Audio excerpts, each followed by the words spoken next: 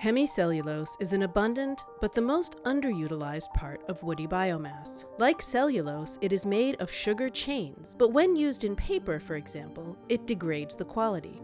Researchers are therefore working to develop higher value-added uses for this ingredient by exploiting its behavior with water. We wanted to know fundamentally how hemicellulose affects the water interactions with cellulose.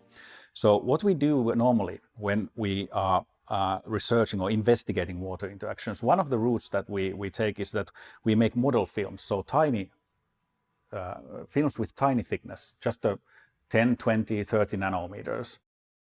And that requires that we need to dissolve the hemicellulose.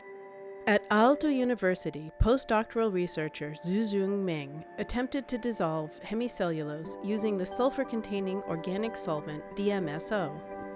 And according to the literature, it should be easily dissolved in DMSO, but I noticed that our xylene cannot dissolve in DMSO, so I tried to increase the temperature to increase the solubility.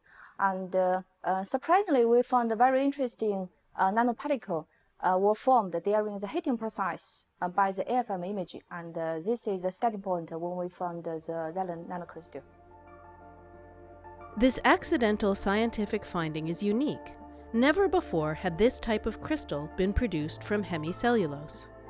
And we were quite excited about that because hemicellulose nearly always has been described as an amorphous polymer, so that it does not form crystals.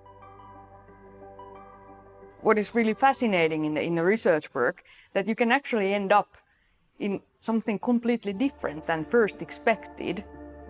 And what's more, the team soon found they could easily control the size of the crystals, opening paths to novel uses of hemicellulose, for instance in electronic appliances, such as LCD screens.